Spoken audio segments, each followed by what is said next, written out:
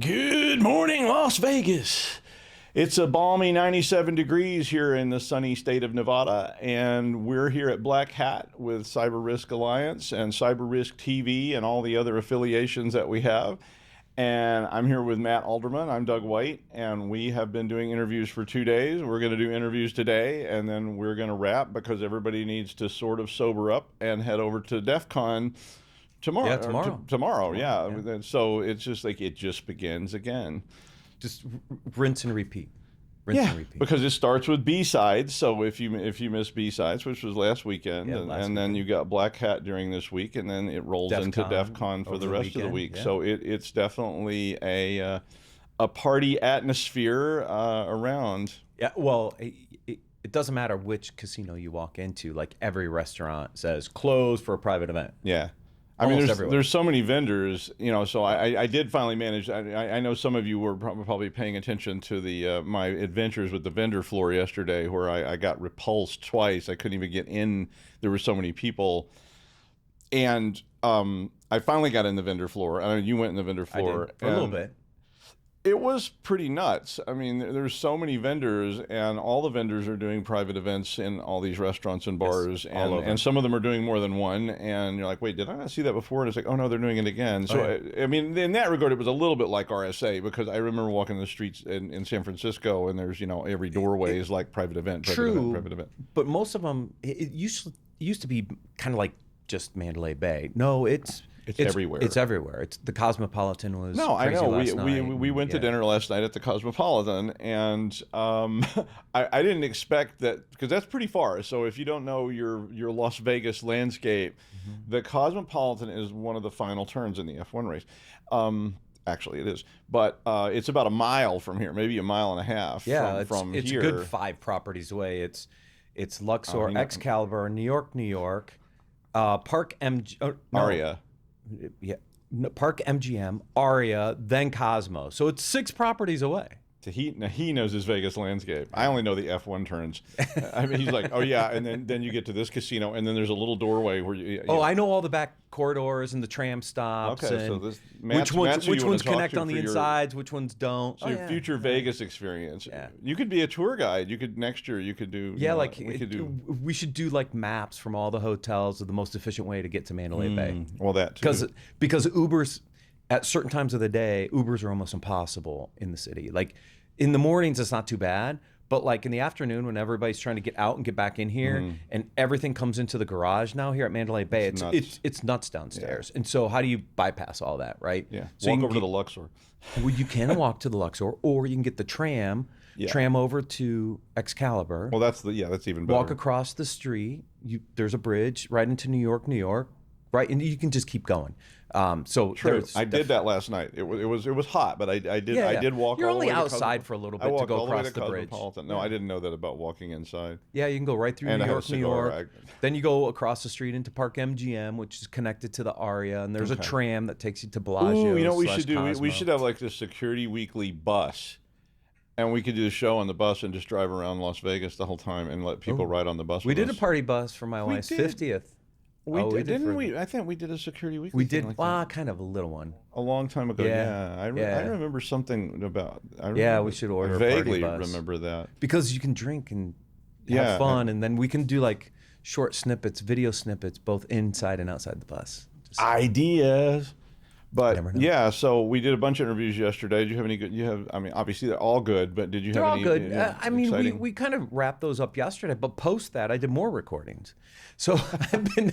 So you can't keep them all straight, right? So I've done recordings on top of recordings this week. So Monday I did additional recordings. Yesterday I did additional recordings. So my recording schedule hasn't stopped. Today's actually my lightest day, and I have more Security Weekly interviews today, but I have fewer overall interviews, which is nice. Yeah, I tested out the podcast pods yesterday. So BlackHat, BlackHat. So rumor is BlackHat's going to be more friendly to media in the future. And because right now it's really hard, like we have to rent the suite because getting on the floor is way too cost prohibitive for me to get on the floor. But they put these podcast pods up on the 3rd floor. Yes. And there's 2 2s and 2 4s. So you can record them, but when you look at them, you're like, wait, like too much background noise. But when you sit in it, Quiet. it's very insulated. It's actually very good. I was kind of surprised, right? Because you were thinking they're right next to each other. Like you can hear people talking. You can a little bit, but they're so padded on the inside. So it was great to test them out yesterday. So we did some recordings up there. I did interviews in a glass booth at Microsoft Ignite a few years ago. Why didn't you invite me back? And that was I was really concerned about it because they had about, I don't know, 10 or 12 of them. They were literally attached to each other. It was like a bank of payphone booths, and they weren't very big. But it was actually great because you were actually on the floor, right? And there was total madness going on around you, and there's people pressed up against the glass and everything else, including people I'm going, are those people in trouble? Because there was these people getting pushed back against the glass, and I was like, I think something bad's happening over there. But you couldn't hear anything, so it was a really good idea. That's the rumor of what's coming to BlackHat next year. I heard that rumor too. Is that there will be a broadcast alley with glass cubes on the floor next year. Well, there were glass cubes on the vendor floor too. I don't know what those were. Well, they've got down there. You have so many different things going on. You've got the theaters down there. You have Arsenal down there. There was a whole little bank of those same kind of little booths over by that food area on the other side. Were they meeting rooms? No? They look like maybe they were just meeting rooms. Yeah, there were people in them, so I don't know what they were doing. I've only gotten through half of the floor, so I have to get through the other half today. I actually managed to get through most of it. I think I did. I missed a lot of stuff, but I was looking for all the key people that sponsored my show, and wandering around, all that. So, but it's very huge and vast, and I think you could probably hire a local tour guide to take you through the vendor floor. In fact, that's a good idea. You could have people down there. If you would like to pay a premium, you can get escorted through the vendor area to all the best swag, all the best booths, and we'll make sure you get there quick. And it could be like the Louvre. Have you ever been to that Louvre tours? Yeah. They have these tours that are called it's offensive to me, but they're these tours, and they start at the first thing in the morning. You have to be there at 6 a.m. before they open. And they promise you'll get to see up close the most famous paintings. There's a list, right? And they run. The minute the doors open, the guides are apparently all in on it. They all run to different somebody's running to the Mona Lisa, and somebody's running to this, and somebody's running to that, and you run to all these different paintings so that you can maybe possibly see them. Because if you ever go to the Louvre in Paris and you want to see some of the famous paintings they have that are super, the Mona Lisa is the best example. Right. You're not going to get anywhere near it. There's this giant room full of a mob, and maybe if you're tall enough or somebody can hold you up, you can see over the heads of this little painting. And by the way, it's not that impressive. I've seen it. It's a lot smaller than it's actually really small. Yeah, it's really small. And so you think it's this big painting. No, it's a small painting. You're all this work and effort to get there, and you're like, oh. You get used to looking at paintings in books, and they're normal size, and then one of my most, this is totally has nothing. I know, but it's fun. One of my most awful life revelations was that I had for years looked at Salvador Dali paintings, and in books, and then I went to the Salvador Dali Museum, and the paintings are this big. I mean, they're amazing that somebody could paint. I was like, what did he paint these with eyelashes? With this incredibly detailed painting, and it's this big, and you're like, what is this? I thought this thing was the size of a room. No, it's these little teeny, it's like a postage stamp. It's insane. I'm like, how do you do that? It's nuts. But except for Rothko. Then you go to see the Rothkos, and it's it's 3 stories high. Yeah. Okay. Picassos are a pretty good size. Because I've been to the Picasso Museum in Barcelona. So those are more normal size. But we digress. I've never been accused of that before. But Doug never digresses. But anyway, I mean, we did a lot of interviews. There were so many vendors, it was almost overwhelming. It was such a big space. And some of the booths are crazy. They're usually, I mean, we always get that. There's some that are crazy. Yeah.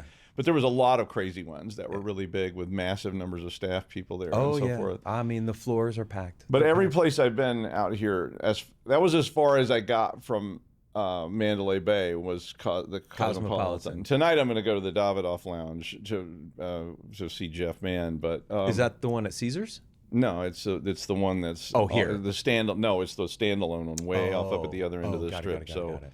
I have to. So we did make it to Bellagio last night. Oh, you did go to Bellagio. Yeah, and I don't remember. Was it full of people from BlackHat too? I know there were BlackHat people there. I was trying to think if any of the venues were reserved. I think one of the Like they have the little nightclubs over there, so I'm pretty sure that's getting a little further away. I mean, Bellagio is now another tick. Yeah, but Cosmo beyond. was crazy last night. Like the Cosmopolitan was nuts. Like It there was a lot. It was really crazy. Yeah, there were a lot of events for the vendors at the Cosmopolitan.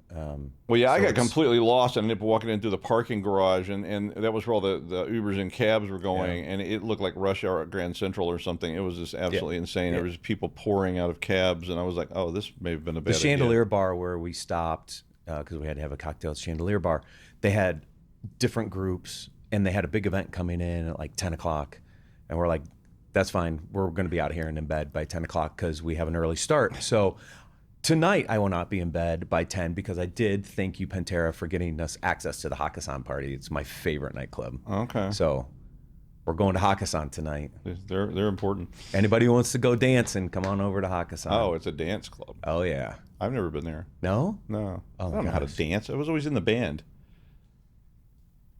I mean, I was like, I don't know how to dance. I mean, I know how to play music. I can play music for dances. Okay. Yeah. But I never went out on the floor. This is all DJ house music. Oh, okay. Well, I mean, I've been to stuff like that, because I have friends that were DJs and doing, like acid house and all that kind of stuff. And so, that I understand. Yeah, it's I love going. Then you over just there. cram into a dance for like 8,000 people. You're good until about 10:30, and then they open up to the public. So right around when they open up to the public, you got to get out of there because the place just gets packed. Yeah, I've been to a few clubs like that. I was like, I'm not going out there. Yeah. I was like, that's crazy. Like, how do you even get out there? So but that was in New York, not here.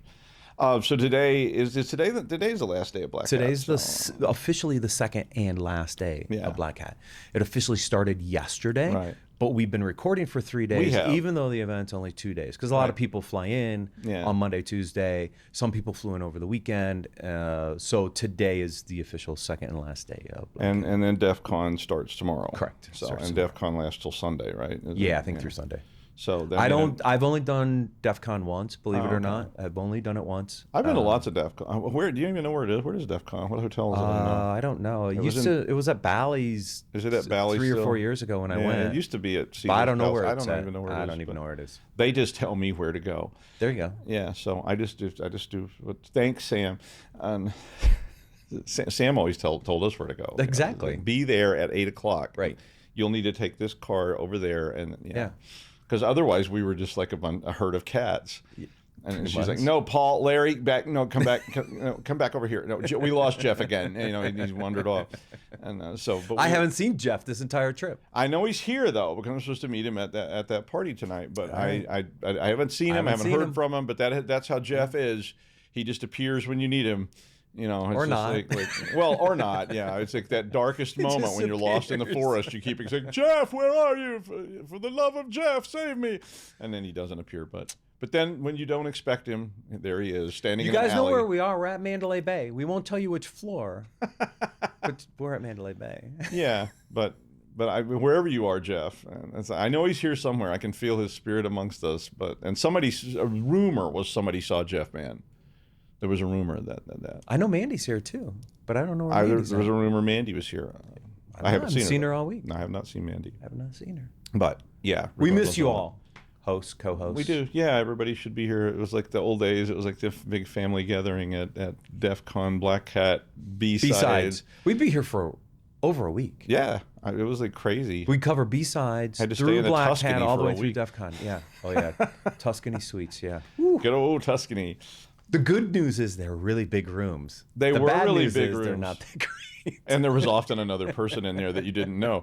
It's like, "Hi, I'm Steve." You're like, "Wait, what?" No, I'm not in this room, but I'm in your room. Like, we're going to be friends. Oh. It's always fun. We always have such a good time in Las Vegas, and like I said, I hadn't got to come for a while, but it's always fun memories of all the crazy things that went on, all the old stuff that was happening back then, because it's just a fun time. If you didn't get to come, I'm sorry. Maybe you could come next year and be out here, because, like I said, it is. I would call it almost madness. Out on like in all these bars and clubs. There were so many people and everybody's going crazy, and it does look like a lot of fun. I wish it wasn't so boring, but nevertheless, I will be at that other party. I will see Jeff Man tonight, or I won't.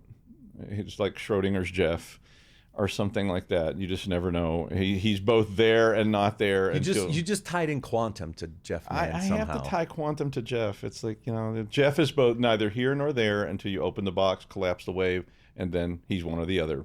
That's how quantum works. Got it? Einstein said no, but he was wrong.